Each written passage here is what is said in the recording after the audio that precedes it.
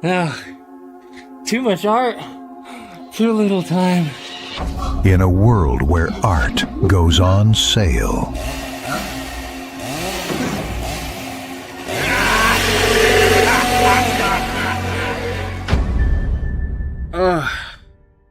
Good. It was just a dream.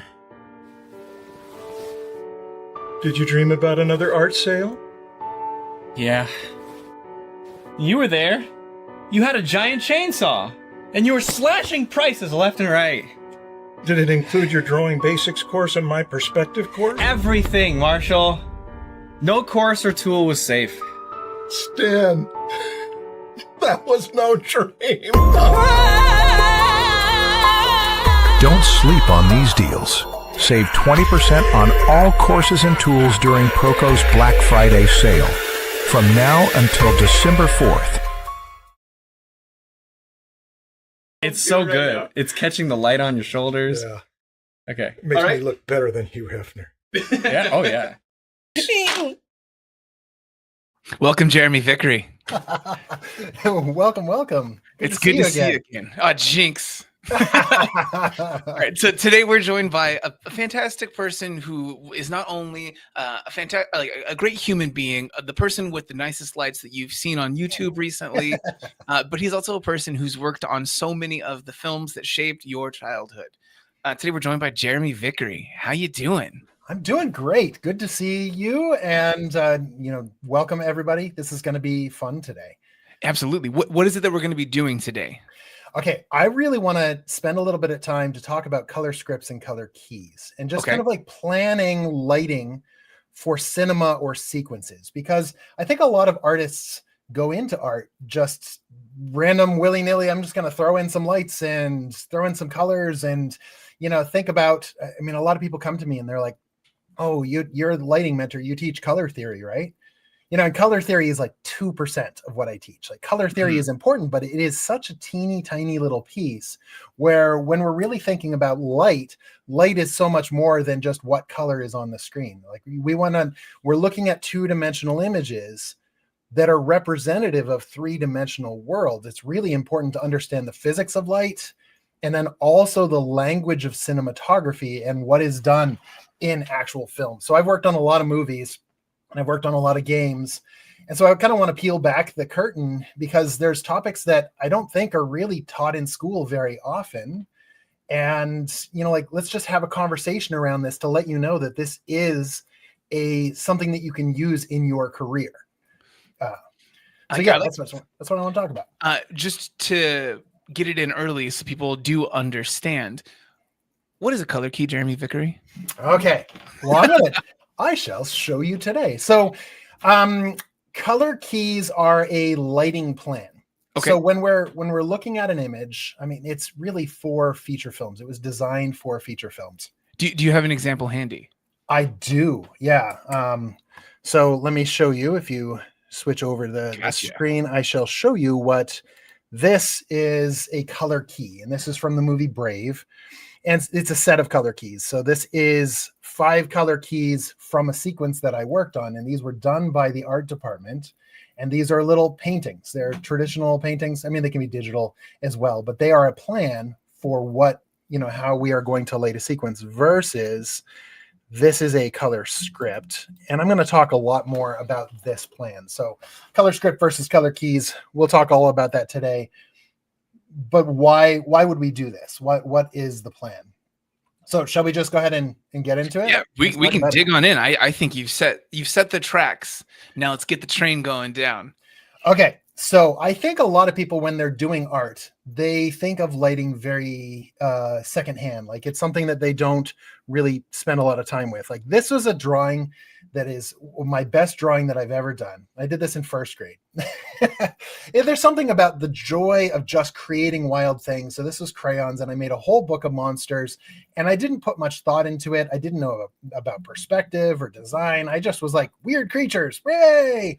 And I think that approach is what a lot of people do with their art. So when they go to paint, and I've showed this before in different YouTube videos of like, I'm going to paint something pretty, a house on a hill with some mountains and a tree. I'm going to give it depth, so I'll put in hills. Right. Yeah. Exactly. And we end up painting something and we're proud of it because like, look, I know how to paint. That's really cool. But there's really not much to this. Like it's kind of boring. Like, and a lot of us paint things because we're excited to paint and we're happy that we've painted instead of just pencils. But like what we need to do is really understand light in the real world. So when I started doing color studies, and I can do this with really simple things or complex things like this is a real place that I used to walk to work when I worked at Ubisoft in Canada. I walked through the city and I would snap some photos and then I would go and do color studies to really understand the same location. So it's the exact same geometric composition, but 3 different times of day, 3 different types of light, and really understanding gray, cloudy, wet versus evening sunset versus early morning sunrise, where the light is different angles. Like as we study light, we can learn that we can make that same composition. Like we can go back to that image of the hill and the tree and we can make it a little bit more believable. So instead of being focused on local colors, like I think so many people think of lighting, that's where the philosophy of you teach color theory, you teach colors. We think of colors as a 2-dimensional thing. We think of colors as the object is that color. Grass is green, so I actually go and I pick green. The roof is red, so I pick red. Where once you understand light, you can do so much more with this that you can still say the grass is green and the roof is red, but the actual pixels aren't green. Like these pixels are yellow and these, like there's a whole variety of colors because I've now expanded my world to understand light. But in the end, this is still just a boring picture. It's still, no matter what you do to it, it's still going to be the thing that is underneath all of it. Right. Exactly. Now, the nice part about this is I've now added more believable, more interesting light. What I need now is to change the design and to like put more thought into the design. So like I remember years ago I painted this, and it's in essence a house on a hill with some trees. It's in essence the same thing. And I remember bringing this to some art directors and like, I want to do concept art. Now I can paint things, and they're like, yeah, this is pretty, but there's still no story. Like there's still nothing happening in this. There's a little bit more style. This house is more interesting than a standard house. Or like I did a project for Sony years ago, and it was for a Smurfs type thing. And I painted this, and like I was all proud of it because I'm like, it has believable light and it has Smurfs, and I loved the Smurfs growing up because I was an 80s kid. Yeah. Really cool. But there's nothing actually happening in this. There's no real focal point. It's just painting the world and just kind of like putting the light to the left. And I'm understanding the physics of light. Like I'm making progress, but I'm not telling a new story. I painted some interiors for it and like, okay, this was fun. These are believable illustrations, but there's not a lot of plan for it. It's that kind of random chance. It's kind of like if you are going to do photography, you just kind of carry a camera around and randomly take a shot and just full auto mode, Yeah, just hope for the best. Right. And the idea of that is the curse of accidental success, that you're just hoping that somehow you will randomly get the right thing. And you find that, with photography, 80% of your photos are going to look kind of crappy. And maybe some of them are good, but you don't know why. I think that doing lighting intentionally is to understand the why. So like, as I started to learn about the physics of light, I can make believable light. So that's the next stage. Instead of just thinking local colors and putting flat colors, the next stage is building illustrations like this with believable light. But this is still not what we're talking about. Today, we're going to be talking about color scripts, which is the next level from this. So like, okay, I can move on and talk about, like taking existing interesting artwork, like this is Dr. Seuss, and painting believable light onto it. So I have enhanced it like I'm painting. This is almost a color key. Mm-hmm. So like if I was given this sequence to say this line art is the geometric composition of the shot, and now I'm adding the lighting composition into it. Now, what would that look like? So in the professional context, when would you be given an image that was like this, just this basic line art? Would that be like a quick thumbnail for something? Well, when storyboard? Yeah, often we were given storyboards. So like as a lighting artist, so I started I did traditional art, and then I got into kind of computer graphics and 3D animation, and I became a lighting artist. And as I get into lighting, I realized that the lighting director or the art director would paint color keys, and it is a plan for the sequence. And often the sequence is done as two-dimensional flat storyboards that's just line art. And then you would have a process of, they would make a plan for the film. And as a lighting artist, I might be given an image like this on the right to say, this is what the lighting is. Mm-hmm. And this tells me as a lighting artist, like if I have this as a 3D scene, I'm like, I know how bright the sun is. I know how much fill light, and I know how much atmosphere and fog to put in it. I know how much subsurface scattering in the leaves of the way the light glows through the leaves. I have everything, all the information that I need.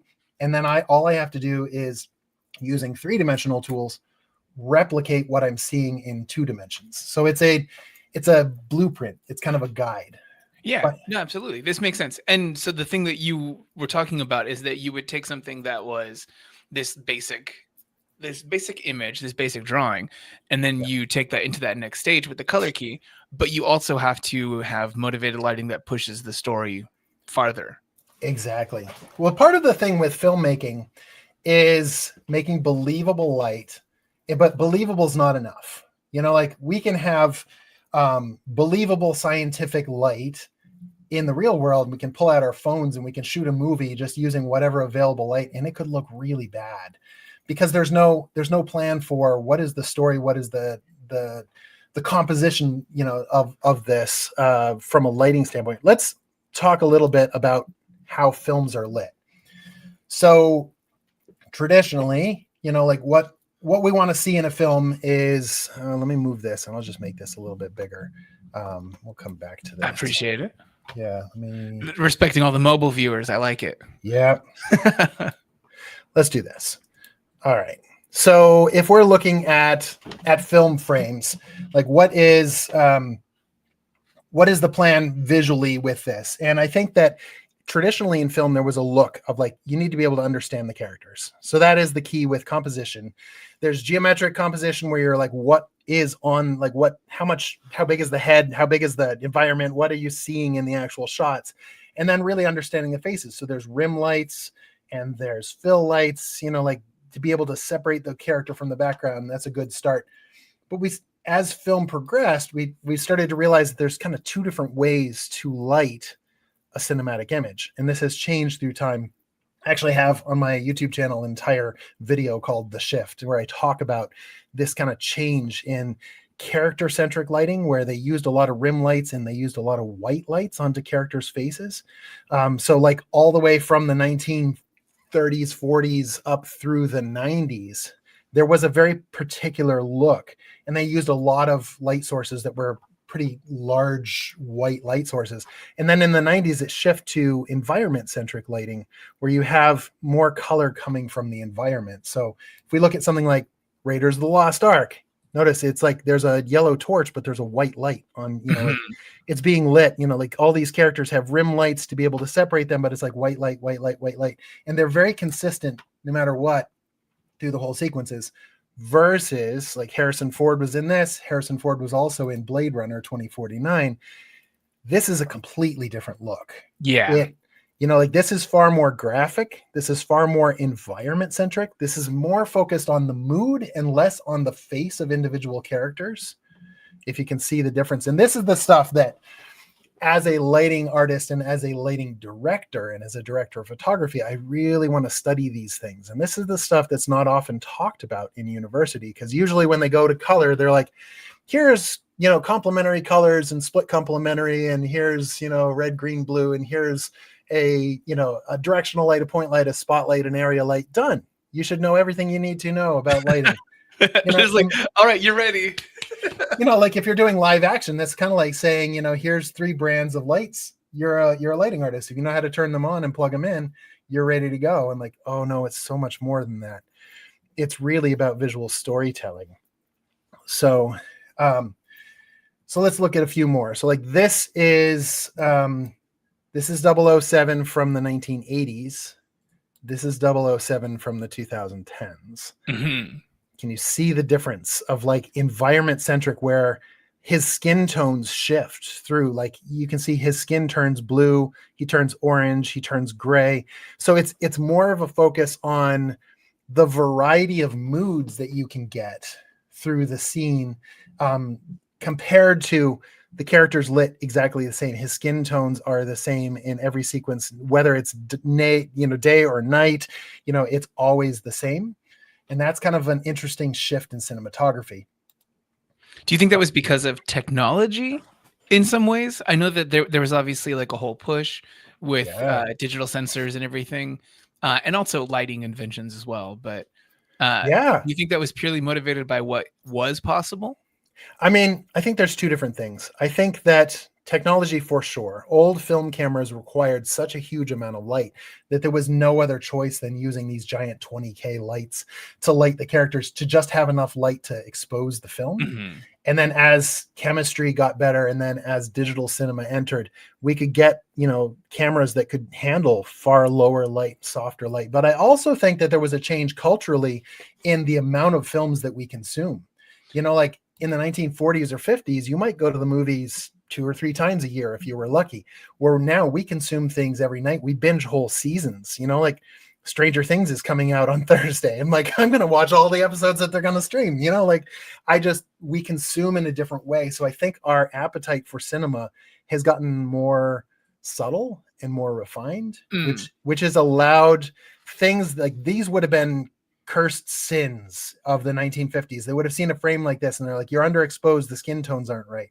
Yeah. But for us, because we consume so much, we can be like, I don't need to see the character's eye color in every shot. I can just see a silhouette of the characters and understand it, if that makes sense. No, very much so. Yeah, I think, like you said, like there's the people who are watching this, they have watched more, they've experienced more.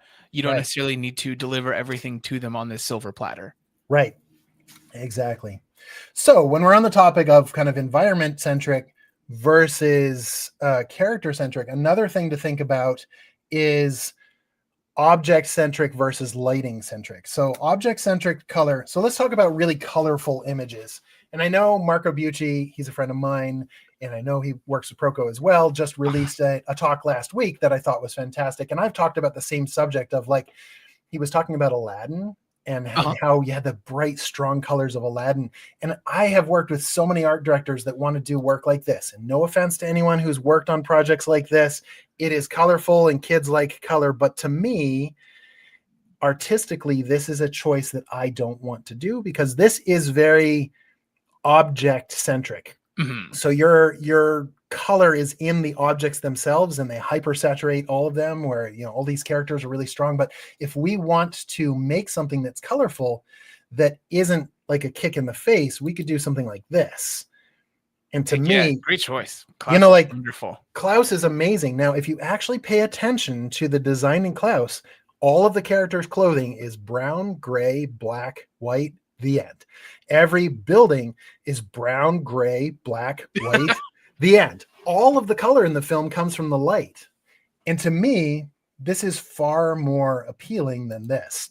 This is just flat white lights that have no depth, no focal point, no composition to this. It's just kind of like evenly throw in lights. And to me, this is kind of like the tree on the hill. This is where, and I understand, like, these shows need to be made incredibly fast. So if you can just throw in lights that are just even all the way around, no matter what, you can see the characters. This type of lighting takes more finesse. It takes more work to be able to draw your eye. But this is far more appealing, if that makes sense. And also made ostensibly for kids. It has some depth to it as well, but it is a kids movie. It is. And what I think is nice about this is it's a kids movie, but it's an adults movie too. Like, I can still enjoy this. And this is something that we did at Pixar, is we tried to make movies that aren't, only for little kids. Like, they have depth, enough in it that kids can enjoy it. It's still family friendly, but there's also jokes and there's lighting and there's, like, the subtlety of the storytelling works for all audiences. Yeah, because some people, they might, like, if something is stretched out and they're not constantly being given something new, they might not respond to it as much. Yeah, because Klaus is kind of spread out. it gives you a longer journey. But yeah, I do think that each of these are kind of speaking to who those audiences are. It's like the difference between like a standard television show and something like a reality show. The editing is for the audience. Exactly. And so let's talk about the differences here. So this is something that I notice. And again, there's no right or wrong. There's just different things of what appeals to people. So when I am thinking as a lighting director about how to plan a feature film, like what we're talking about today is planning of a feature film. And I promise we're going to get to actual color keys. This is all just the build up to get to it. Yeah. So this is just the prerequisite in the beginning. Don't you worry, guys.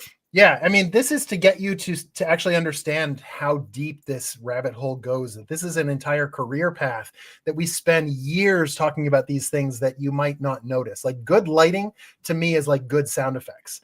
If it happens, you just believe the world and you're sucked into the story, but you don't actually pay attention to it. You don't notice it. You just watch it and you're like, ooh, this story's really good. So if you notice the lighting and if you notice the sound effects, then that's a problem. It's not done well. But if it sucks you in and you're just engaged in the story, then it's done really well. So what do we have here? What are these? Okay, so these are two different approaches for lighting that are both successful, but very different. So the first image here, this is the movie Hugo. And can we zoom in to get maybe 4 at a time or something close to that? Let's zoom in. Okay, so if we're looking at Hugo's philosophy for the lighting was warm and cool. So it's orange and blue through the entire thing. It's almost always backlit. There's rim lights through the whole thing. And it's easy to understand the images because this approach of put in some fill lights that are blue, put in some warm lights, so it's warm, cool all the way through. Every single shot has this kind of duotone feel to it that gives it a very illustrated kind of look. But in every shot, they're always backlit. So even in this, looking at the colors between these two, do you notice the theme here of they're always backlit? So when the camera moves, you would think, if the camera flips around to look at her face should be filled with front light, but it's not. No matter how we look, it's always backlit. And that is the look to the entire film. Versus what they did for Klaus was they planned a color per sequence. There is a dominant color in every sequence. This sequence is more like white and purple. This sequence is like a greenish cyan. This is definitely like a royal blue, these warm tones. So what I did with this was I took the 300 images that I took, screen captures to study this, and I put them all together in a little strip. And if noticed with the Hugo one, it's all kind of brown overall. So when you take the image captures overall, the movie is a little bit more even. It's just kind of all the same versus this one. You can see entire pockets where it's okay, I can see that sequence. I can see this blue sequence. I can see a red sequence. I can see a green sequence. So what that gives us, and let's look at the whole, this is all of the shots that I captured. This is Hugo. This is Hugo. Yeah. The whole thing all together versus this is Klaus, the whole thing. And so we get a little bit more of a dance with Klaus. And when I say that, it's like music, to me. I mean, I loved Hugo. I think it was a beautiful film. Certainly. But to me, Hugo is more of have you had music that is really good background music, like ambient music, and it's just kind of the same, and it's really nice for working and listening to, but the whole film is kind of the same all the way through. Hugo's lo-fi beats. Right. Yeah. And Klaus has a little bit more of chorus, verse, bridge to it. It has a flow where entire sequences will shift green and then they'll shift blue. And I think that that's interesting. We call this the dance. And I've talked about this in other talks, but so here's two examples of a flow of sequences, because this is what we're doing with lighting. We're talking about the flow of sequences. So the bottom, let's look at the bottom first. The bottom is John Wick.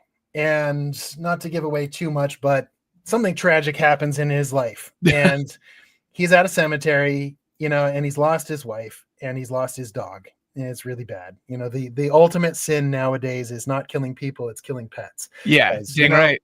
And so this whole movie is about revenge for a dog. And hey, that's worth it, But what's interesting is the color grading and the cinematography. You go from this cold, dead. His heart is cold. It's heavily color graded, very blue.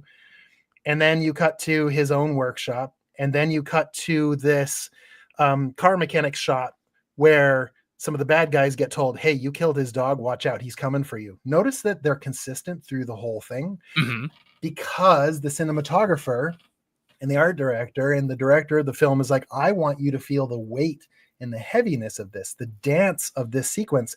We're not going for realistic.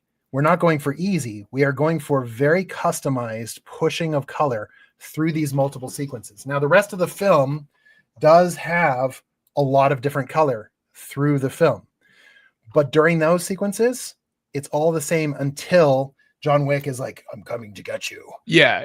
You made a mistake. Right, He's yeah. coming for you. Versus, let's look at this. This is from Mission Impossible. I don't remember which one, but you would think that often one of the logical choices for the way films are done is fight sequences are really low key, not in a cultural standpoint, but like very dark and high contrast. And like low key in a lighting term means high contrast, versus high key is kind of like filled. And so what's interesting is that there's this sequence where they're going through a rave and there's just lots of flashing and lights in high contrast colors, but the characters are very calm as they're searching for someone. And then they find that someone in a bathroom and there's a huge fight sequence, but the lighting is super high key, very bright, very monotonous. And it's an interesting choice to put a fight sequence in this type of lighting and then go have the calm in the rave. And that comes down to really planning a film and like making a plan for an entire film. And so there was inside of the Mission Impossible ones that you've got here, the thing that you were pointing out was that even though the crazy lights are happening in the whole environment, everything around them, that's not what's happening inside of like Tom Cruise or the people that are walking through the event looking for everything. And so the people who were involved in the planning of that chose to have that not reflect on them at all. They are stalwart. They are an island separate from all the craziness outside of them. It tells a story. It does. It helps tell the story of Tom Cruise's character of just like, he's so focused that it doesn't matter his environment. And that's interesting. It's the stuff that you will subconsciously feel as a movie watcher, as an audience member, but you won't be able to put your finger on in a lot of cases. And so for every film, you've got to make a plan. Like, the plan for the lighting. Some directors of photography are shoot by the hip and they just kind of like take their cameras and go, and whatever available light is there. And that's an approach. But I think for a lot of films, we want to have a plan so that there is a dance, so that there's a difference between sequences, that we're not just randomly choosing whatever available light there is. Like as I studied different films, I studied a lot of different films. It's interesting to see those sequences. Like I love Roger Deakins, as a cinematographer, and like looking at his films, they are so intentional. Like there's whole sequences that are just warm and orange. You can't see the characters' faces very much at all, but it enhances the story. Yeah, absolutely. For anyone out there who was wondering, there was a little discussion in the chat here. That Mission Impossible movie was, I believe, Fallout. That's the first one with Henry Cavill. That's the Reloading Fists one, if I remember correctly. Yeah, I think it is. I think this is Fallout for this one. Yeah, a well-shot film. Oh yeah, beautifully shot. Okay, so how do we apply this to our films? And I know for animation it's different than live action, and I've worked on live action things. I've worked on a lot more animated films than I have live action. So I'm going to talk more about an animation standpoint. And this is a little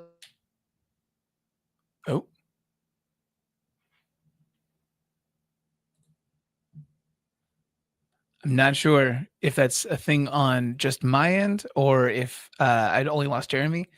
Let's find out. I'm opening the internet. All right, so I still got internet. I might have lost Jeremy for there, guys. Let me try to reload this real quick. I'll be right back.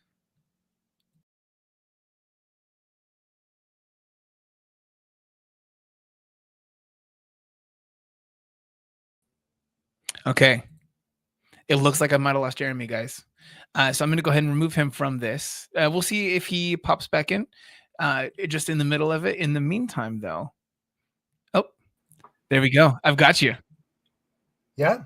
Yeah, you're back. I was gonna start telling people about your course page and whatnot. Oh, did it glitch? Yeah, we lost you for a second, but you're back. Okay. For anyone in the future, like you guys get the special one. I'm gonna go ahead and cut it from that part before. I'm gonna go ahead and remove that portion. So we're gonna come back in, and no one else will know except for you guys here right now. Right now. All right, you're telling us about how to apply this to animation. Okay, so for animated films, we make a plan for how the lighting will work. When we're working on a script, like the actual script for a film, you start with outlining, and then you make your screenplay. So it starts as smaller blocks and then works down to the details of the final screenplay. And there is an idea of a color script. So this is a little snippet of the Toy Story color script. And what this was a single kind of like flow of an image. And this is only a little bit of it. It was a longer thing, but it's a multi-page thing. This was done traditionally. And it was a plan for the lighting will be daylight, and then it'll oh, it might have happened again, guys. They don't want you to see these behind the scenes materials, guys. They just don't. We're gonna take him out of there again. And then now I'm actually going to go take you guys through his actual course page, because Jeremy doesn't just teach this thing that we're talking about today. He teaches way more than that. So in addition to what he's teaching here today, Jeremy, he does take us through painting light 101, 102, 103. He's also in our digital painting fundamentals course. So if you guys haven't seen it before, there was a video that we did with Jeremy that was, let's see if I can get this on screen here. Oh no, I'm just sharing this one window. Anyway, we had a whole video with Jeremy that was him talking about the secret to painting the right color. That was him talking about the idea of you seeing what is a local value versus what the implied local value versus what the color actually is, which I think was a super handy lesson for those of you guys here in person. I'm going to go ahead and share that here in the chat in the meantime. And then for anyone who is watching this later on, you guys can also find that in the description of this very lesson. So for Jeremy's courses, though, what we've got, he takes us through the core fundamentals of actually teaching how to paint light, how to communicate light accurately, visually, in a convincing way, rather than it just being something that you kind of just like, the lighting source is to the left, and there's a little bit of a core shadow, and that's fine. But he'll take you through that. He'll teach you how to use color as well in there convincingly. And you actually see an image that Jeremy did share with us during this as something that is an image that he thought was unmotivated when he initially painted it, but then he'll take that and give you more, the way to fix those things to make those actually be communicable to the people who are watching this, to give them something that is substantial and real. So I think you guys should check those out. Right now, Jeremy's courses, as well as everything else on Proko, is 20% off. So you can go over to this big link that I've got on the screen right there. And again, everything is 20% off. That's going to be anything that is photo reference. That will be brushes from someone like Lane Brown, who we did a live stream with earlier this past week. That will be courses from other people, like those other ones that we were doing those live streams with. So I think you guys should check those things out. They're all on sale until December 4th. And we made that sale nice and long, so you guys have a whole freaking month of Black Friday prices rather than just like a day, because we're not Amazon. We want you to get deals all the time.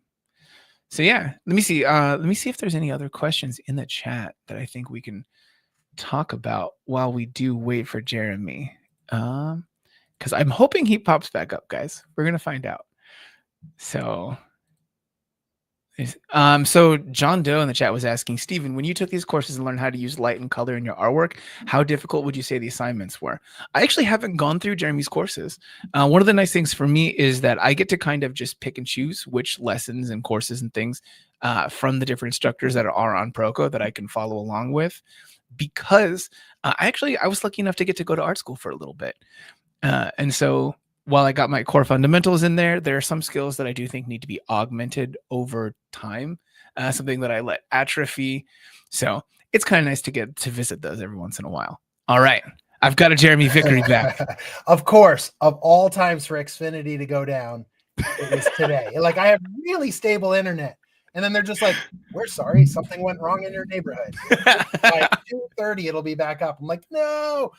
Okay. Yeah. So we got you back. And man, I was going through, I was detailing your course page and whatnot with the hopes. Yes. If you want to go ahead and share your screen back in here, yeah, we can get that back on up. I was and like, again, is this something that's causing it on my end? Let me know where we were at. I was trying to start talking about color. Just let's take it from the top on the idea of this was made for animation. Yes. And so we'll just start from there, and I'll cut from the part earlier to now. You guys here right now, you guys get the special experience. No one else will know this ever happened. Yeah. Okay, let me share my screen again. Just real quick, Jeremy, the microphone that you're using, it's off to the side from you or straight in front of you? It's right in front of me. Does that work? That's great. I'll pull it a little bit closer. I appreciate it. All right, we're going back in. Yes. And oh wait, actually, let's get your screen share back up. Share on the bottom of this. Wonderful. All right, we're picking it back up. This is how you make them for animation and scene. Okay, so for animated films, we usually make something called a color script. And this is the color script from Toy Story 1. And what this is a kind of like large single image that shows the color and how it changes through the entire sequence. So at the beginning, it's kind of like it's daylight in Andy's room, and then it slowly shifts to evening, and you can see the sun through the windows. The person who invented this was Ralph Eggleston, who was a dear friend of mine, and sadly died of cancer a couple of years ago. But he was the one that really thought, he was an art director, and he was thinking about how do you make a plan just like you would for a written script for a color script for the film. So he was the one who coined the idea. And ever since, we would make a plan for the film. So this is an early plan where as the director of photography now, I was not involved in this on The Incredibles. I was just an entry-level lighting artist on The Incredibles, but I learned about this idea and how fascinating it was from a story standpoint. So I know I've mentioned this in my other videos, but let's talk about this one again because it's so powerful. You know, like these are really simple images, but the beginning of The Incredibles is the memory of what it was like when they were like the best of the best. Mm-hmm. So the colors are almost too saturated. Everything was planned where it was like, it's too much. The night is like royal blue and the day is like sunset. And that makes a contrast so that when we cut to present day, when all the superheroes aren't superheroes anymore and they're doing insurance, we're just in Mr. Incredible's gray drab office and we suck all the light out of it. This is the point of a color script, is to make the dance, to plan the entire thing and not just say, like, I think a lot of people think, what does a lighting artist do? Well, they turn on the lights.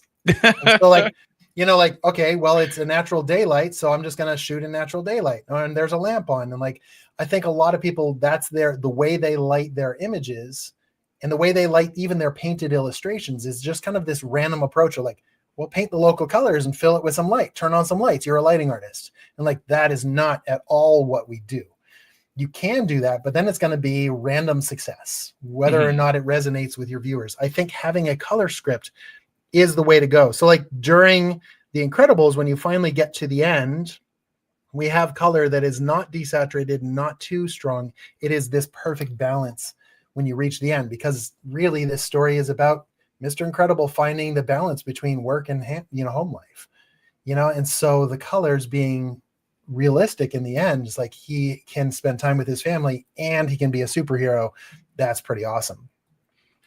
So let me, of course the color script is much larger. This is kind of like a sampling of some of the images, but as a lighting director, this is what I want to do. I want to spend my time thinking about the whole approach. And then once we have a plan for the entire film, the color script, then we switch to color keys. Like this is from Brave. This is a color key from Brave.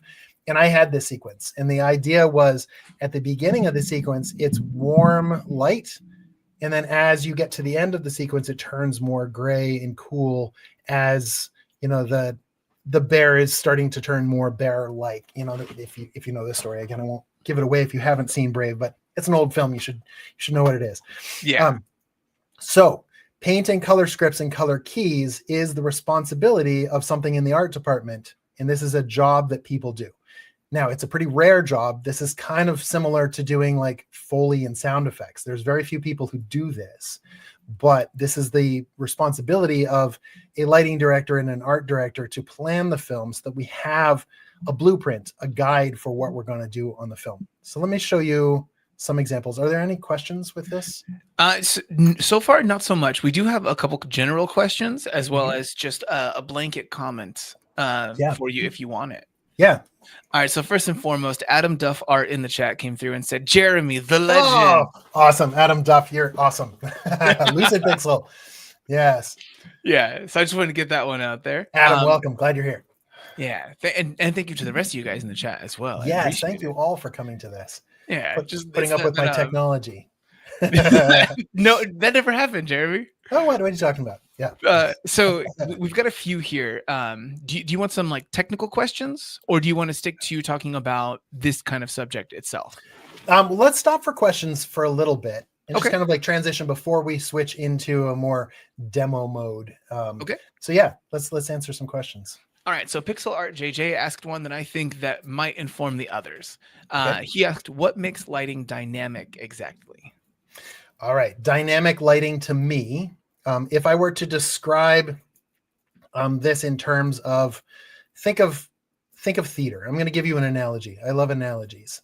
So when you're in theater, if you have everybody doing all of their lines at the exact same time, that's chaotic, and it's too much. What you want is everyone to kind of have their turn on stage. So this happens, then that happens, then this happens. It kind of goes back and forth. It is a dance where you can have each moment be given its time in space. For me, dynamic lighting is where you allow each of the light sources to kind of have their place, where they're not competing with one another. So flat lighting is usually when you have too many light sources that are all at the same time, and it just crowds the entire image and makes it look where there's just noise, there's just chaos everywhere. That's like the images that you had earlier from like Yo Gabba Gabba and everything Right. like that. Those are not dynamic images. They are colorful and noisy, but dynamic lighting says, I'm going to allow for a change in contrast. Like if I could summarize my Painting Light 103 course that's now on sale. But like that whole course is about the why behind cinematography. It is like my thoughts on all of this. Like this conversation is one part of my course.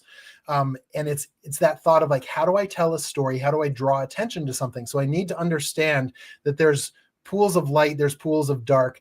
And if I were to summarize the entire thing down to one sentence, is good cinematography shows a change in light. You want to see the change.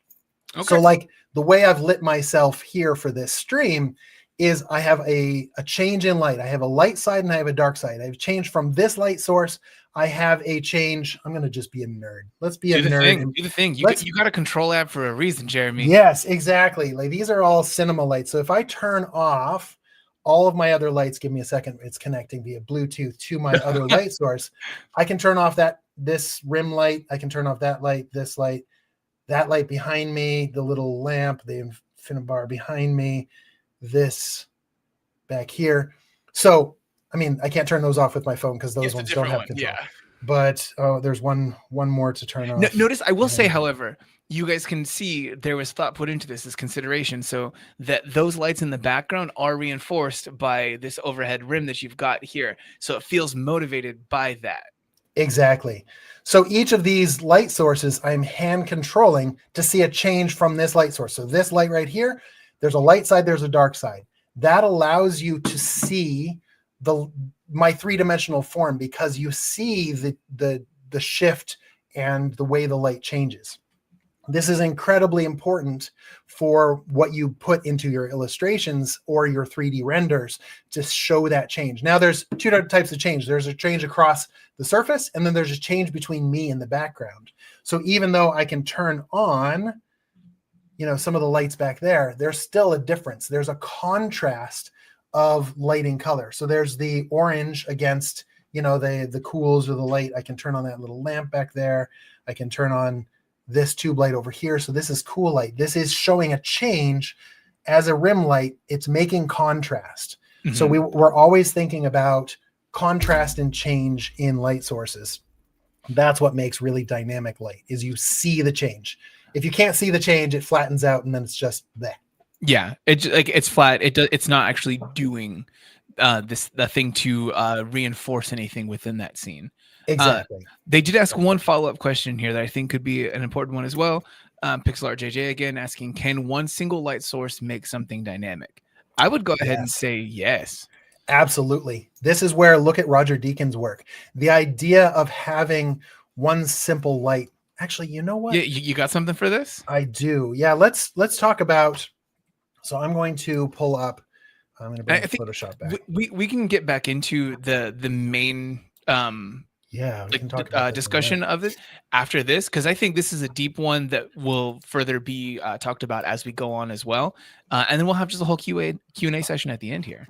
Yeah, I want to show a little sneak peek of something that is upcoming, but this is applicable. So I just a little over 2 weeks ago did a film, and so this is the actual film. And you guys won't have audio from this. No, there won't be audio. You're not missing something on your end, guys. Yep. This is just visuals because I've opened up this in Photoshop. So this is for a photography for artists course that I'm finishing now and will come out in January. But the idea of this was, how do I, as a live action cinematographer, make a short little scene that feels like it's straight out of a TV show in the most minimal way possible? So we have this short little story of this car that pulls up to this dark cabin in the middle of the night, and it's supposed to be dark and it's moody. And then there's two characters sitting in the car talking about some missing documents.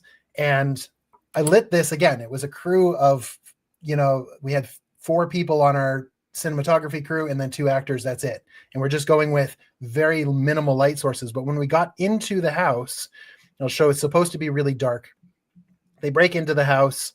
They just have flashlights. So we had a smoke machine, 2 flashlights, and a light from outside. And then I do have, and it's probably subtle to see in this stream. These are raw shots you were talking about. These are raw. These are uncolor graded images here. So like when they come into the scene here, I have a rim light and a flashlight, and I told them to bounce the flashlight off the wall so that the characters' faces could be lit with bounced light, which gives a softer quality. So we're very intentionally limiting our light sources. So they come into this house, and the way we lit this scene, so like we cut here, the way this is lit is there's the flashlight, and then I have a light source just off screen that is bouncing off the ceiling, and I put it kind of like a cold color to it. So it's kind of like a blue-green color. And then it's just black outside. There's no moonlight. I didn't have a budget for hiring a crane and putting bright lights on a crane. So it's just like a real raw, but wanting it to be cinematic so that when they come into this scene, we have the fog that really accentuates the beams and the separation. They come to this table and they find, like, here they have no lights on. There's only that one light source from the ceiling. And then they sit down and turn on this lamp, and that's it. There's 2 light sources here. And the rest of the scene is lit with just these 2 light sources. So this was very intentionally done to have that one. It's actually a cinema light bulb. So it's a very specific light bulb that won't flicker, and I can change the color and the intensity of it. And I bounced it off of the papers so that it is indirect soft light that is lighting their faces in the bounce. So all of these shots with the up close of them, the rim lights and everything, are all just from bounce light. So I'm bouncing a light off the ceiling and I'm bouncing light off the table, and that makes for... Again, the behind the scenes gremlins, they don't want you to see these things. So like Jeremy was saying, even though he was talking about there being one light that was bouncing off the ceiling that was doing a lot of that, so it sounds like there's 2 lights that he was mentioning, the one that's bouncing off the ceiling doing a soft fill, and then one that is actually also the main focus in the one scene, that flashlight, and then one that was on the desktop. It's actually still just one, because one of those is kind of doing the work of what the moon would be doing. So just like kind of like giving you like a general ambient light that's coming through the windows, the stuff that you don't necessarily realize or recognize as being one light source. Another thing that I would say is a pretty good. Oh, yeah, no, it's Adam Dunn in the chat mentioning it was a very good time for a power outage. The one light went out.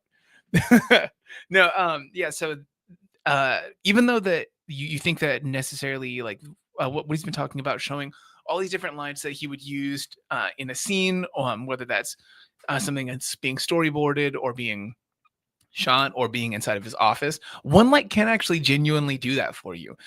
So if you think about something like the shots that he had shown earlier, let me see if I can bring those up on here. So he had shown Blade Runner 2049, and obviously they're using many different lights, but I think that a good example of what can be doing something interesting and still be dynamic. I'm going to go ahead and show this on screen. Make sure I don't have anything else that's on screen. Blade Runner 2049 definitely has some images that would get me in trouble on YouTube. But yeah, so here there's one light. It's probably many lights, but essentially one lighting source all together that's just out there past all of this haze that's then around him. So his silhouette does still tell a story by itself. One light can do the majority of the things that you want or need in a scene. If you think about like there's sometimes at night when you'll be outside or you'll be in any particular place and there's only one particular light source, like the moon or the sun that's going down. If you see that rim light on somebody, this like nice like good looking bright edge, that's something that's fulfilling and interesting as well on YouTube. Or on YouTube. In a scene. I'm gonna see if I can reload this real quick because I also lost your guys' chat, so now I'm worried. But yeah, one light can be a dynamic light source. Don't worry, it's not something that you need like a bunch of lights for. It's okay. Is my sketchbook on the table? No, the sketchbook that's here is one that looks like this inside, basically. All of my note cards for what I'm supposed to do that day. Things that like tasks and stuff. It has like some storyboards from things like the promo that we have right now. Let me see if I can find that in here. What was this one? This is what's inside of this one that lives on my desk. This is the promo for our like end of the world. What was that live or the ad? This was one for our post-apocalypse a summer sale ad that actually featured my dog. So yeah, that was, you can see there's my dog and Stan in his like road warrior gear from that ad. There's nothing good in this one. It's all just doo-doos and note taking. But it is, however, the Proko sketchbook that we do not sell on the internet yet, but I'll go ahead and give you guys a little bit of a sneak peek. We'll be doing that this upcoming year. It's something that people have asked for. We've only decided in the past to sell them when we go to live events. But this past year, we didn't go to Lightbox. And so there was no time for you guys to get to buy that sketchbook. So we were hoping to get to still give them to you guys and through other means. Let's see here. When did I'm going to go ahead and like just take some of your guys' questions in the chat just in general and hang out with you while we wait for Jeremy. We're going to do another cut to seamlessly stitch where people won't know what's been going on. John Doe in the chat said, so Steven, when did you decide that you were going to be a yellow jacket guy? This is tan, my guy. But yeah, no, I enjoy some jackets. Let me see about some other questions in the chat. How do we illuminate a subject as if they were the light source in a scene? I don't think that I think that's kind of a little bit of a contradiction in that one. So if you were illuminating something as if they were the light source in the scene, the thing that you have to think about isn't how you light them necessarily. It's how you light the other things around them, the things that are close to them. If the thing themselves are lit, you have to decide what that actually means for them. Are they like a lightsaber where the core of them is white and just the outer edges of them have some sort of color to them? That's the kind of thing, the determination that you have to make, because that'll be the most stylistic part, because a person isn't typically a light, you know? But you can prototype that a little bit. Make something that can be illuminated like a little paper guy that you illuminate with something like a little paper mache dude. Test it. See how that looks, you know? See how that affects the environment directly around that actual figure, you know? Just do a test about it. But I think the main thing there would be not lighting the person, but lighting the space around them. Okay, let's dig into some of these other questions. There was one very good one that I absolutely want to make sure that Jeremy does get to talk about before the end of the live stream. Assuming that he does get to rejoin again. We'll see what happens there. But I'm going to give him a few more minutes. One of the questions that I thought was the most pertinent to be able to ask him was... There we go. All right, so this was from Zersh Flores. So if I want to make a portfolio for color keys, what should I show? That's a very good one, and I want to make sure that he does get to talk about that. There are actually a couple different artists that I can recommend to you guys offhand right now, though. Jeremy's back. We did it. Okay, so real quick, we just got to decide what we want to do. They're doing construction next door. Okay. I'm wondering whether they severed a line or something like that. It's a distinct possibility. My Xfinity says by 2:30 it should be all better. We can keep just trudging forward, or if you want to do something different. Again, I'm really sorry for everybody in the room. No, you're good. Happens. I think the one thing that we can definitely say that we can do, and maybe we visit the idea of doing this particular discussion in some other form, or reschedule that one. We can just answer people's questions and hit all of those right now if you want. Yeah, I mean, if you want to edit this, let's try to deal with people's questions, and that way, if it goes down, we can get as many for everyone that's live. Yeah, here. I think that's a good plan. And then Steven, you and I can arrange a demo or a reshoot if we need to when Xfinity's figured out their problems. Yeah, that sounds perfect to me. Yeah, just for those people who have stuck it out, I appreciate you guys. Yes, I appreciate all of you. Yeah. So the one that I was actually just saying to them, I do think is one that is really important that we should probably talk about, was from Zersh Flores. He was asking, so if I want to make a portfolio for color keys, what should I show? For you as a person who would be involved in the hiring and as a person who submitted your stuff for this, what do you think is important? And feel free to share your screen if you think at any point in time that would be useful. Yeah, I mean, let's talk about color keys a little bit. Well, I still have solid internet at the moment. Sorry to anyone who this is causing trouble with. So I'll share briefly. Let me share my screen again. Entire screen window. Okay, so this is what I'm looking for when it comes to color keys. I want to see that you can plan an entire sequence, and I will demo this at the end of this call if we have good stable. Like, I want to see where you take a sequence from an existing film or from storyboards and you add new color to it. So like I've gone in and I want to be able to talk about some of these sequences and how these are lit from different films. And I could relight this entire sequence. Let me show you an example of something that I did. And I did this in my course where I took something like The Wizard of Oz, and it is already a beautiful film. So no, I'm not saying that this film needs to be relit, but what if we did? What if we took a new type of cinematography, modern cinematography, and rethought this sequence? So what I did was I made a white layer and I kind of painted over the original, and then I painted a new version using new techniques. So you can see the difference between this and this. What I did was instead of having the characters lit from the front with flat white light, I made them be more backlit, added some fog to put some separation and depth of the characters. So this is like a color key approach, a very fast color key approach. In the course, I actually show painting this live, kind of talk about this. Here's another one where I took Jaws and said, absolutely wonderful film, but what if this was at night? And kind of like making a very quick plan. Here's one that I did for The Incredibles. I took a sequence and like, what if we relit this to be more like here's some references from other films to say, what if the lighting was more magic hour? This would be the color keys for that sequence. It completely changes the mood. This is what I would love to see as a color key artist. And this is what I would love to see lighting artists also do, is explore a set of fastly painted color keys. These are not polished illustrations. Can you zoom in on those for the people? They might like from seeing them at a distance. Yeah, there we go. You know, like it's not highly polished. It's not an illustration. Which is not it's not the purpose of a color key. Right. The purpose of the color key is to say, what is the key fill ratio? Like, where's the sunlight? How bright is it? How much atmosphere is it? How much does it dominate the color in the sequence? How much bounce light is there? How much rim light? What does it do to the characters? What is your plan for the way the lighting will be so that you can hand this to a lighting artist? This is a color script.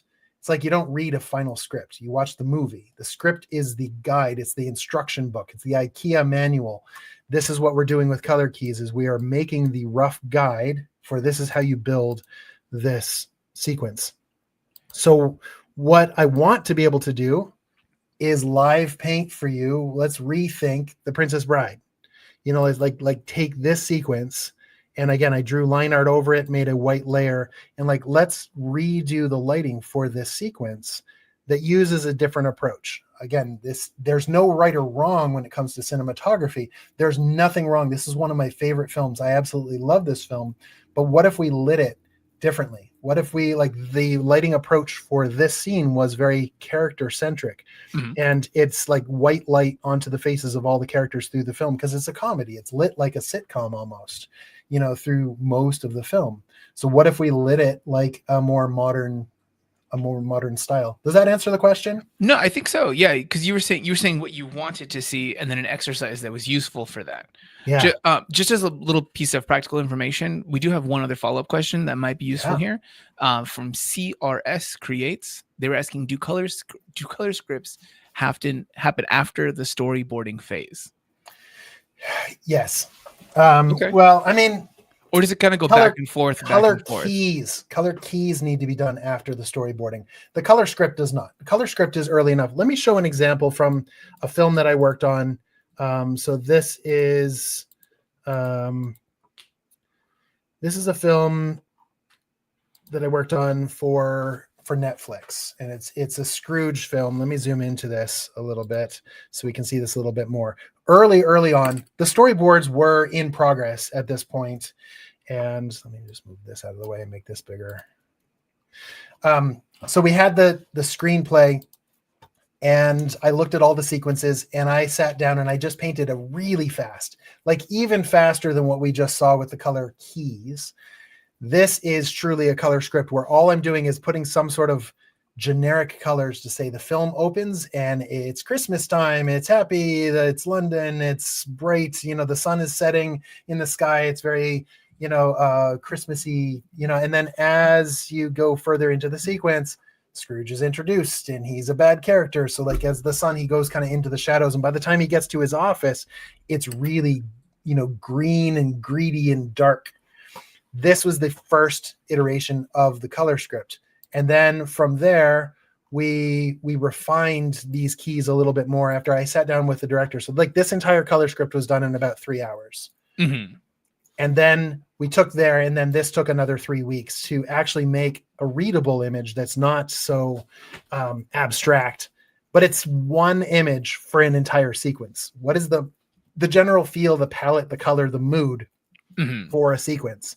And some of these sequences we split into sections, but this is the plan for the entire film. This is every single sequence in this film. And then once we had that, like this Isabel sequence was where Ebenezer Scrooge meets, you know, both of this, he meets his fiance. And so then now we did more refined color keys for this sequence. And this is based off of the storyboards. And so this is like, this is kind of a thing that we've talked about a million times on this channel. It comes up every single time in every single live stream, every single video where someone has to talk about process. This is an extension of that idea of working big to small. Absolutely. Also, like everything in art is working big to small. It's such a huge theme. like you just know you decide how much fidelity of a thing you need to have at that stage. Don't work past that. Respect your time by both pre-planning and only putting in as much as you need to for something before you step into the next stage of something, and then refine from there. Yeah, like this Isabel sequence, we knew we wanted it to be lighter and brighter, and like the early discussion of just some blobs of color led to this warmth in a very particular, like we're going to always have it backlit and soft, and we're going to move the sun through the whole thing. So each of these sequences was a plan, big, medium, small. It starts with just a little abstract thing and works our way down to the final. Heck yeah. Sorry, I thought there was going to be one more word in that sentence. I'm so cautious with the internet that I'm making sure that I'm not just speaking empty. Like, all right, it's still there. Everybody's there. No. We have some other questions. Do you want to drill through those? Yes, let's do that. Okay. All right. So John Doe had asked earlier in the chat, how the heck do artists with a focus on environments rather than characters practice this stuff when so many film screenshots have characters in them? Backgrounds have it tough. Okay. So let's talk a little bit about sequence lighting. So when characters are tied to environments. Can you still hear me? Yep, absolutely. Okay. So characters are tied to environments, and environments to characters. They are inseparable. So like if you're designing an environment, one thing that you should do is try to design story into your environment. We did a live stream a few weeks back, or a month or so back, where we were talking about environmental storytelling. And this is like putting things in that tell you about the characters. From a lighting standpoint, we want to look at sequences and take shots. Like I went into The Fugitive and I found all of the different shots that took place in this interrogation room. And I just captured a few of the key shots from this. And I could do some line art over top of this and rethink the lighting for this sequence, but it is the environment and the characters all together. Let's compare that to this sequence from Joker. I think that environment lighting should be about how we tell the story of the characters. This makes sense to me. So the way that this lighting is done, there's lots of pools of darkness in here and little pools of warmth. So the choice of how they it's what I did for my short film, and I'm not sure if all of that came through in the screen. It did, yeah. Was the same approach of like very simple light sources that can then bounce. So like we look at this character's face, she is lit by bounce light. He is lit by direct light. Mm-hmm. There's a contrast between the two. So they have lit the characters in such a way that there's more light on him than there is on her. She's all kind of diffuse, soft light. But you can understand them. There's enough kind of pools of light and dark to where he is light on a dark background. She is dark on a light background. So there is a contrast between them, and you can see everything that you need to see. And then things that are not important, these posters in the background, those are kind of reduced. There's just little pools of light enough to do the environmental storytelling of saying this office is overwhelmed in paperwork. So like if you're an environment artist, I would design a wide shot of the environment, but draw attention to where the characters will be. This is part of planning a sequence and planning your color script per sequence. So first you do the color key and you say, what is the mood? What is the palette? And then you work your way into the sequence. So like, let's say this is our storyboards, and I take as few of the shots as possible from the storyboards and then paint some color keys off of these to make sure that I'm covering the close-ups, the wides, the different angles of this. Yeah. Okay. No, I like this. That's a good note for things where you should start if you're planning around environments. And you'll also see different people, like what a background needs to communicate in a different show. Like any individual thing will be different on a case-by-case basis. Like what works for Steven Universe will be drastically different from something from a particular like a particularly more action-oriented thing, if it's something that's supposed to be more realistic, that will also be different. I thought he was just looking down, guys. I think we lost him again. Okay. Oh, hey, I hear you again. Oh, maybe not. All right. So let's see about some other things while we possibly wait here for him to show up. Um, so in Miss Nerd, you had asked earlier on, you said you had asked, do you think that value is the real star of the show with color playing more of uh, a supplementary role, so to say, or do you prefer saturation contrast over value contrast? I think that he would probably say that it's still a mixture of all of these, but if you have a poor value structure, you're going to have a poor image at the end of the day, no matter what. Saturation, it's something that's awesome. You can use it sparsely. You can use a ton of it. It depends on the particular moment. I'm going to go ahead and point you guys again to this video with Jeremy, just for you guys who are here in the chat. So that video there, that is one here, and I'll, just in case this goes up still somewhere else, I'm going to go ahead and include the name of that video because this chat will probably go away if I trim the stream down. That video is called this name right here. All right, so this video from Jeremy, The Secret to Painting the Right Color on Proko, is a free one that does talk about that in some pretty in-depth kind of ways, where he talks about the relationship of something that is like different ways that you can use color, the strength of value, and all of this. It's a timelessly useful video. Like I think people should be checking out this video way more than they already are. Not just because I like the video and Proko is a nice resource that is kind enough to give me money every week to work here, but no, it's an incredibly useful one for anyone who's trying to learn how to kind of like up their color game. It's not that you see green grass. Jeremy has a style. John Doe in the chat saying, bro, he's wearing the same outfit. Jeremy has planned this. He clearly plans his videos. But yeah, so you guys should check that one out if you were wondering about the usefulness of value versus the usefulness of saturation. I think that he talks about it in a very good way in that video.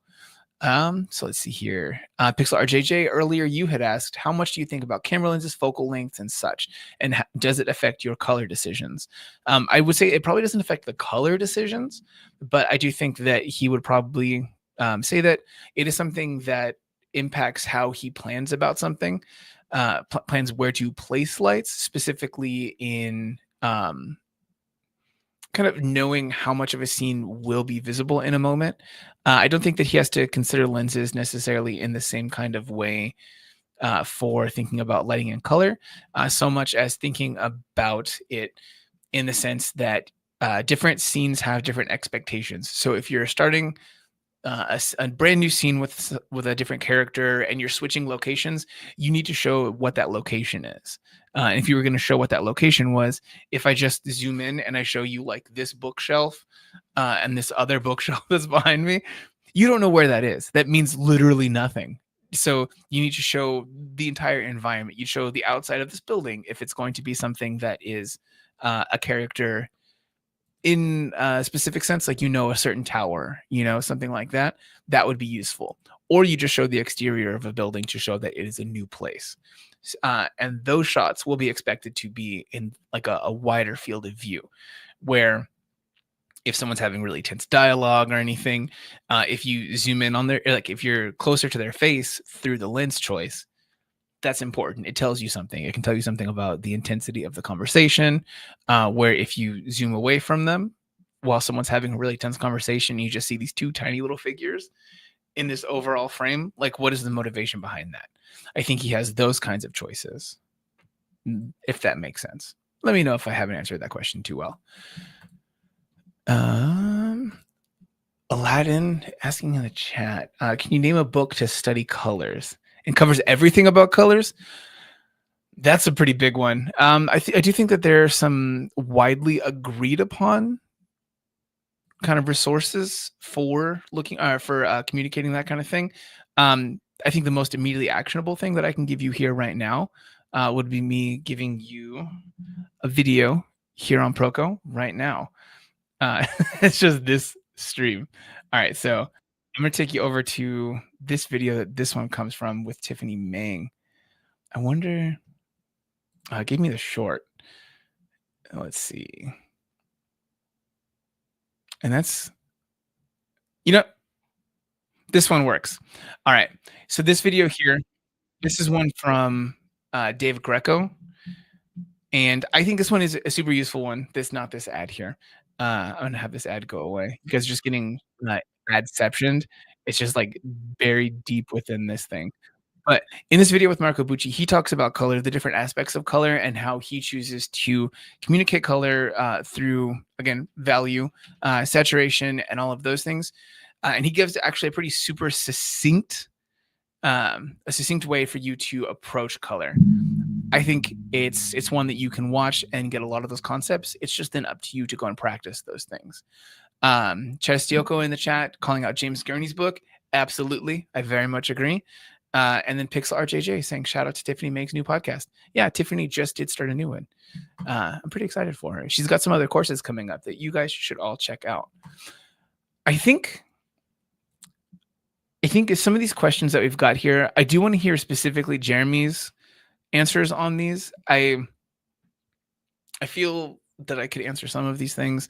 I don't have any resources prep for those things, nor do I feel like it's my place to take over a live stream that is supposed to be about Jeremy's courses and everything like that. So I think I'm going to call this one. I'm probably going to private the stream also, or at least unlist it. So if you guys want, go ahead and save this link. I'll unlist it. So if there was something that was useful for you guys earlier on, please feel free to revisit those things. Enjoy that. I won't remove the stream so you guys can't access it for later. Like I said, no, it's okay. It's okay. It'll still be there later. You said don't private it, please. Yeah, just unlisted. It won't go private. You're fine. But so you guys can revisit the thing, and then I'll regroup with Jeremy, and we'll be able to either do the intended live stream again or do what was intended for the live stream to be available as just maybe a pre-recorded video that we edit down for you guys. So go follow Jeremy over on whatever side of the screen this is for you guys, over at Lighting Mentor. His YouTube channel is in the description below, and you guys should follow him there. He has a bunch of free videos that I think are infinitely useful. On his Instagram, he hasn't posted a ton yet, but if you follow that, you'll only be getting additional materials. That's a good thing. You guys can check out Jeremy's courses over here at proko.com/lighting mentor. There's some good ones in there. You guys have seen all he's been talking about so far. I think you know that he's got the wisdom and he wants to share those things with you. So I think you guys should check them out. Tomorrow, for our live streams, we're actually going to have 2 different live streams within the same day. The first live stream for the day is going to be with Scott Flanders, a person that you guys have seen all over this channel before. He is Shape Carver Online. He's gonna be taking us through some horror monster designs with his new kit bashing kind of photo bashing idea that he's been kicking around and trying out. And then the second part of the day, we'll be having a live stream with Stephen Bauman, a portrait art master who had a brand new course that he had put out. That's an incredibly well-produced one that he started recording right after he had gotten to join some other educational materials and things with other artists. I have good news for you guys. Jeremy is back here. Jeremy, I've gone ahead. I've called it. I think we should regroup on this one. We should regroup on this one. I'm so sorry, everybody. No, you're good. Everyone's been enjoying the heck out of it. We got to go over a little bit here and there. Just as one last thing for you, who should people check out online for some good examples of some color key work, and what kind of book or other resource do you recommend on studying color? What is that? This is the Art of Pixar book, and it is really, there's not a lot written in this. This is just hundreds and hundreds of color keys from all of the different films, and it is beautiful. It is a really, really great way to see how things have been planned. I also really love shotdeck.com as a way to look and study other films. So ShotDeck, that one's really nice because you can make an account. It's like $10 a month, but you can see millions of images from thousands of films, and you can look up a film and they have, hundreds of captures per film or TV show or music video. And I use it all the time as a way to look for reference to say, what are the different moods? What do they do? And every Tuesday they release new films that is a powerful tool for cinematographers to look and grow. Other people that I love their work, James Gurney, of course, and his Light and Color book, and Imaginative Realism is a fantastic book of like, it's the same subject of like, understand light first and then be imaginative with it and learn to do color keys.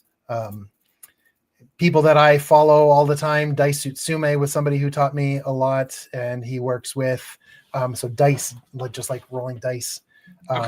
He has a studio. He was with me at Pixar. He was one of the art directors there, and he and Robert Kondo went and started their own studio. What is the name of their studio? But they worked on The Dam Keeper, which is a short. Here? Yes, yeah, Dice. Yep. Fantastic color key artist. He painted color keys for like Toy Story 3 and Monsters University, and has an entire course as well about making color keys and lighting. Heck yeah. Really, really cool stuff. Okay. No, I appreciate it. All right, Jeremy. Everyone who's here has gotten this behind the scenes look at how the sausage is made. We'll be back with this, whether that will be a pre-recorded video that gets edited and put out in that way, or if it's a live stream that we do again on a different day. You guys, I expect to see you all here, because you'll have to join us to answer all the questions that people will have in the chat, because you have foreknowledge. They won't know that you already saw this. You'll look like such a freaking genius. You guys will have to join us for that next one. Thank you so much for being here. Go check out the sale. Jeremy's courses are all available there. Like I said, there's the Painting Light 101, 102, and 103, and then Jeremy's upcoming photography course. I think you guys will benefit greatly from this.